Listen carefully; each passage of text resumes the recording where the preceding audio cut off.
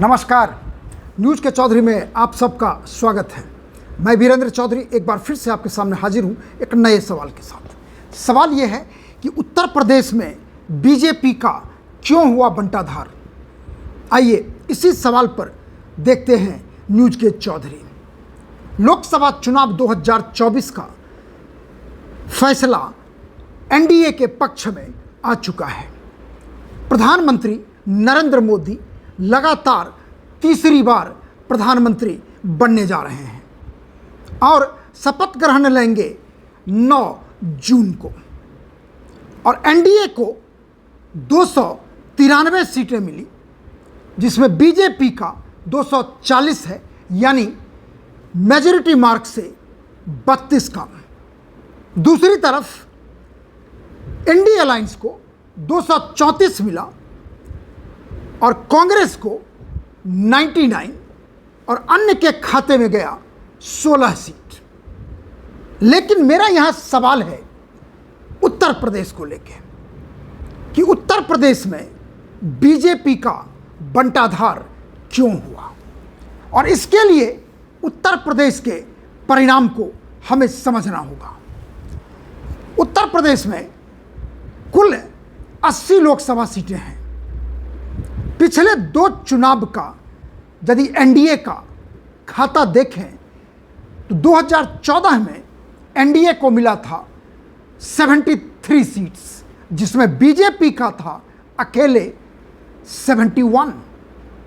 2014 में सीटें घटी और 64 मिला एनडीए को, जिसमें बीजेपी का 62 सीट था।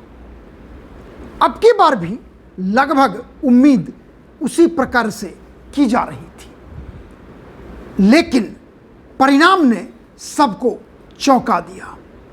परिणाम ये आया कि एनडीए के पक्ष में 36 सीट आया, जिसमें 33 बीजेपी, 2 आरएलडी और 1 अपना दल। दूसरी तरफ जो अकस्मात अनएक्सपेक्टेड रिजल्ट लगा वो इंडिया अलायंस का। समाजवादी पार्टी को मिला 37, कांग्रेस को मिला 6 यानी 43 और चंद्रशेखर आजाद को मिला 1 सीट नगीना से। उनके पार्टी का नाम है आजाद समाज पार्टी काशीराम। यह है कुल 80 सीटों का बैलेंस सीट, यानी 36 एनडीए, 43 इंडिया अलायंस और 1 गया चंद्रशेखर आजाद को। लेकिन सवाल यह उठता है कि बीजेपी को या एनडीए को 73, उसके बाद 64, लेकिन अब की बार 36 क्यों हुआ ऐसा? यह बंटाधार क्यों हुआ? उसी दिन से यानी 4 जून से ही इस पर विश्लेषण जारी है और हम आपको बताने जा रहे हैं कि यह बंटाधार बीजेपी के साथ क्यों हुआ। और भी कई कारण हैं, लेकिन हम आपको बताने जा रहे हैं साइकोलॉजिकल कारण कि लोगों का समर्थन कैसे घटा, वोट कैसे घटा, टर्नअप घटने का माने क्या हुआ। तो पहले तो यह कि टर्नअप घटा था, तो लोगों को यह लगा कि टर्नअप घटने से जीत और हार पर कोई असर पड़ता नहीं जाता, लेकिन कभी पड़ता भी है, कभी नहीं भी पड़ता है। और जब हम वोट को, लोगों के मतदान का analysis election commission of India के साइट पर देखा तो हमें उत्तर मिलने लगा कि यह बंटाधार हुआ क्यों। अब सुनिए, आप भी ध्यान से सुनिएगा। 2024 का उत्तर प्रदेश का लोकसभा रिजल्ट, जैसे मैंने रिजल्ट तो बताया, वोट शेयर क्या कहता है। बीजेपी को मिला है 41.37%, यानी 41.37%, जबकि पिछले लोकसभा चुनाव में बीजेपी को मिला था 50%। अब देखिए 41.37 और 50%, फर्क कितना हुआ? 8.63%, यानी बीजेपी को लगभग 9% का वोट कम वोट मिला अब की बार। और 9% का माने बहुत कुछ होता है, और उसका माने यह है कि 62 से सीट घटकर 33 हो गया। अब देखिए एनडीए के एलआई को देखिए, आरएलडी का वोट शेयर इलेक्शन कमीशन पर तो नहीं दिखाया है, लेकिन अखबारों में मैंने देखा 1%, और अपना दल का लगभग 1% यानी 0.92%। तो कुल मिला दें तीनों का वोट शेयर तो बनता है 43.29। ये है 2024 का, क्योंकि एनडीए की तुलना कर लेते हैं। अब 2019 का देखें आंकड़ा तो 50% बीजेपी, 1.69% आरएलडी और अपना दल का 1.2, यानी 52.89% एनडीए का वोट शेयर था 2019 के लोकसभा चुनाव में, और अभी कितना है 43.29।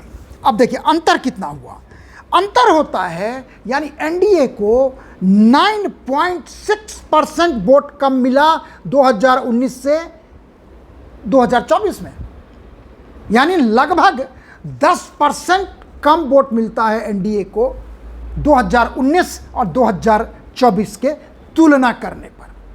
अब आप अंदाज लगा लीजिए, बीजेपी का वोट कम होता है 9% लगभग, एनडीए का वोट होता है 10% कम। अब इसका माने ये है कि यदि चुनाव में 9% का स्विंग है नेगेटिव किसी पार्टी के लिए, अलायंस के लिए यदि 10% का स्विंग है नेगेटिव, तो परिणाम तो बिल्कुल उलट जाएगा। और इसलिए ऐसा हुआ उत्तर प्रदेश में, बीजेपी 64 से सीधे 36 पे आ गई। यह तो गनीमत है,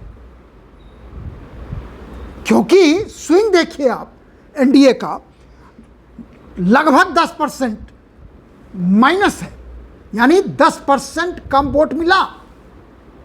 अब आप इसको लो टर्नआउट से भी जोड़ सकते हैं कि एनडीए का वोटर ने वोट डाला ही नहीं। और भी कारण है जो मैं बताऊंगा आगे अभी। एक तो ये हुआ कि टर्नआउट कम हुआ, तो टर्नआउट कम हुआ इसका मतलब है कि बीजेपी का वोट टर्नआउट में था जो नहीं आया, क्योंकि 10% वोट का गिरना, कम होना अपने आप में बहुत कुछ कहता है। अब आप देखिए दूसरे विपक्ष को, इंडिया अलायंस को। अब इंडिया अलायंस में समाजवादी पार्टी को अब की बार मिला है 33.59%, लगभग 34%, और कांग्रेस को मिला है 9.46%। तो दोनों को मिला के बनता है 43.05। और अब जब इसकी तुलना करें आप 2019 से, तो भी देख लीजिए 2019 में समाजवादी पार्टी को मिला था 18.11, यानी 18.11, और कांग्रेस को मिला था 6.36, और ये जोड़ के बनता है 24.47, यानी 25% से कम। अब देखिए उधर 10% का नेगेटिव स्विंग है एनडीए में, और इधर इंडिया अलायंस में कितना पॉजिटिव स्विंग है वो सुनिए आप। समाजवादी पार्टी को 15.48% ज़्यादा वोट मिलता है 2019 से कंपैरिजन करने पर, यानी पॉजिटिव 15.48%, और कांग्रेस को मिलता है 9.46, जबकि पिछली बार मिला था 6.34। इनका भी पॉजिटिव स्विंग है 3.10, और एसपी और कांग्रेस को जोड़ दीजिए तो इनका अंतर बनता है 18.58, यानी 19% के आसपास। ये 19% क्या है, मतलब जितना वोट एसपी कांग्रेस को 2019 में मिला था 24%, उससे सीधे 19% वोट ज़्यादा मिलता है 2024 के लोकसभा चुनाव में। एक तरफ देखिए एनडीए का भारी नुकसान 10% का, दूसरी तरफ इंडिया अलायंस का भारी फायदा 19% का। तो परिणाम तो स्वाभाविक है, यदि इतना वोट बढ़ेगा, इतना पॉजिटिव स्विंग होगा पूरे देश में, यदि ऐसा होता, और ऊपर से एंटी इनकम्बेंसी, वो तो है ही है, तो एंटी इनकम्बेंसी तो है ही है, और 18.58 का अंतर होगा वोट में, तो परिणाम तो आसमान छुएगा। और यही हुआ। एसपी और कांग्रेस को 6 सीटें मिली थी 2019 के लोकसभा चुनाव में, और वो बढ़ के हो गया है 37 एसपी और नहीं 37 सीट एसपी और 6 सीट कांग्रेस, यानी 43। अब देखिए कितना का इजाफा हुआ, 37 सीट्स का इजाफा। वोट शेयर होता है 19% का इजाफा, सीटें बढ़ती है 37। तो जब इतना वोट बढ़ेगा एक तरफ और उतना वोट गिरेगा दूसरी तरफ, तो स्वाभाविक है ये परिणाम होगा। और अब ये तो हुआ कि वोट शेयर का प्रभाव सीधे सीधे देखिए होता क्या है। अब इसको नट सेल में हमने इसी नंबर के को मैंने 5 पॉइंट में स्पष्ट करने का प्रयास किया है। पहला पॉइंट क्या है कि बीजेपी को लगभग 9% का नेगेटिव स्विंग मिलता है। दूसरा, एनडीए को 9.6% का नेगेटिव स्विंग मिलता है। कुल मिला के आप देखेंगे तो आप देखेंगे कि इन दोनों को मिला दीजिए तो भारी नुकसान है, और इस नुकसान को यानी कि एनडीए का 9.6% भारी नुकसान है, और इसी का परिणाम है कि एनडीए भारी मतों से सीट को गंवाया है। तीसरा पॉइंट है समाजवादी पार्टी का, जिसे 18.11 से वोट बढ़ के हो गया 33.59, यानी लगभग 15.5% का पॉजिटिव स्विंग, जिसका परिणाम है 37 सीट्स। कांग्रेस का देखिए 6.36 से बढ़ के 9.46% हो जाता है, यानी स्विंग 3.1% होता है, और सीटें बढ़ के 1 से 6 हो जाती है। और दूसरा मतलब 5वां पॉइंट जो नट सेल में जो हम आपको बताना चाह रहे हैं उत्तर प्रदेश के बंटाधार का कारण, बीएसपी बहुजन समाज पार्टी 2019 में 19.43% वोट लाया था। वो अलायंस था समाजवादी पार्टी और आरएलडी के साथ, और दूसरे नंबर पर वोट परसेंटेज में भी था और सीटें भी मिली थी बीएसपी की को 10। लेकिन अब की बार क्या हुआ? अब की बार ये हुआ कि 19.43 से घट के सीधे 9.39, यानी 10% का। देखिए ये 10% ना, उधर एनडीए को घटा, इधर मायावती जी का घटा, और उधर देखिए क्या हुआ, समाजवादी पार्टी और कांग्रेस का बढ़ा। तो जो बीएसपी का घटा, बीजेपी का घटा, एनडीए का घटा, सारा घटने वाला वोट जो नेगेटिव स्विंग था वो बना पॉजिटिव स्विंग इंडिया अलायंस का, यानी एसपी और कांग्रेस का। और यही परिणाम है, यही कारण है, यही बंटाधार का कारण है कि बीजेपी का उत्तर प्रदेश में भारी नुकसान का, या एनडीए को भारी नुकसान का सामना करना पड़ा है। और एक बात और हम कहेंगे आपसे कि सपा को लेकर कई तरह की बातें की जा रही है कि उसका वोट ज़्यादा कटा नहीं, इसलिए बीजेपी बहुत सीटें नहीं जीत पाई। वो भी मैं आपको बताता हूं। बीएसपी सारे सीटों पर चुनाव लड़ी थी, सिर्फ एक सीट है जहां पर बीएसपी थर्ड पोजीशन में नहीं है, बाकी 79 सीटों पे बीएसपी थर्ड पोजीशन पे है।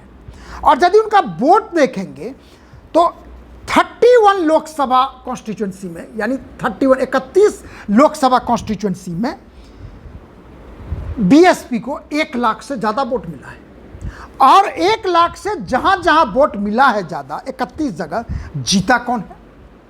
जिसमें 10 जगह बीजेपी जीता है, और सबसे फायदा किसको हुआ है? 18 जगह एसपी जीती है। लोग ये कह रहे थे कि यदि बीएसपी ज़्यादा वोट काटेगी तो बीजेपी को फायदा होगा, लेकिन यहां पर बीजेपी से ज़्यादा फायदा एसपी को हो रहा है। यानी एसपी जीतता है 18 सीट, बीजेपी जीतती है 10 seat, 1 seat RLD, 1 seat Chandrashekhar Azad और 1 कांग्रेस अमेठी में। यानी 31 जगह बीएसपी ने लाख से ज़्यादा वोट पाया है और उन 31 जगह में एसपी जीती है 18 जगह, बीजेपी जीती है 10 जगह, 1 आरएलडी, 1 आज़ाद, 1 कांग्रेस। तो अब ये आप ये नहीं कह सकते कि जहाँ पर वोट ज़्यादा बीएसपी ने काटा है वहाँ पे बीजेपी की ही जीत हुई है, बल्कि बड़ा फायदा एसपी को हुआ है। एक बात और देखिए, पिछली बार बीएसपी ने 10 सीटें जीती थी। उन 10 सीटों में अब की बार बीएसपी का तो खाता भी नहीं खुला। उस 10 सीट में 10 सीट गए में से 6 सीट जीती है एसपी ने। इसमें भी बीजेपी को मिला है 2, आरएलडी को मिला है 1, चंद्रशेखर नगीना में जीते हैं। अब यहां भी देखिए कि बीएसपी से फायदा हुआ है किसको? एसपी को। क्या कहने का मतलब है कि देखिए वोट का स्विंग तो हुआ ही है।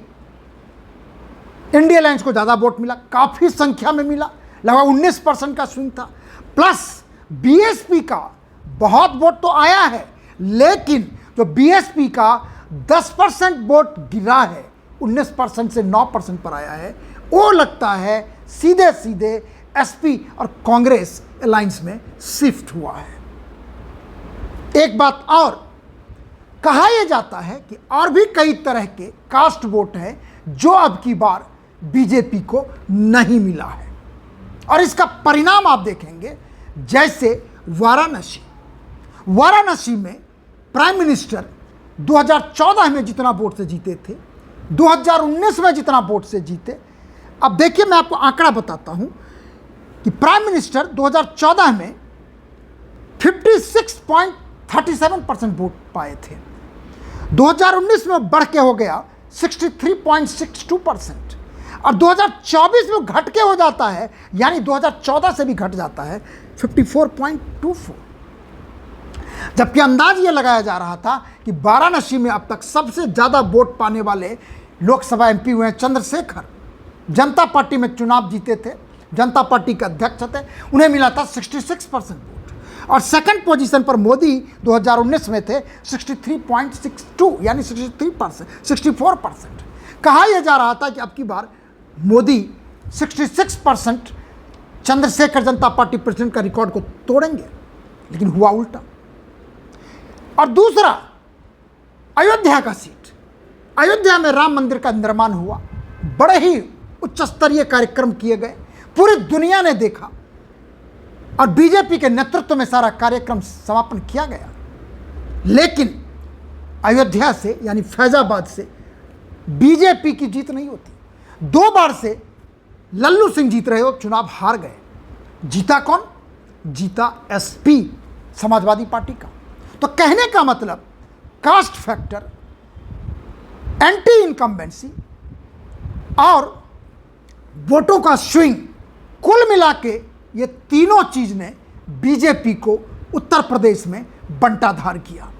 और इस बंटाधार का कारण और उसका समाधान बीजेपी को ढूंढना होगा, क्योंकि उत्तर प्रदेश केंद्र में सरकार बनाने के लिए बहुत जरूरी है। और जरूरी कैसे है अभी आप देख लीजिए। बीजेपी को 240 सीटें मिली है, यदि आज 32 सीटें और मिली होती बीजेपी को तो उसे स्पष्ट बहुमत होता। एनडीए को बहुमत मिला, बीजेपी को नहीं। इसलिए आखिर में हम यही कहेंगे कि बीजेपी को बंटाधार का सामना करना पड़ा है और इस बंटाधार का समाधान भी ढूंढना पड़ेगा। आखिर में यदि आपको कार्यक्रम अच्छा लगता है तो इसे आप लाइक करें, शेयर करें। यदि कुछ कहना चाहते हैं तो कमेंट सेक्शन में जाकर अपनी बात जरूर लिखें। और आखिर में आपसे आग्रह है, निवेदन है, प्रार्थना है कि मेरे YouTube चैनल को आप सब्सक्राइब जरूर करें। बहुत बहुत धन्यवाद। नमस्कार।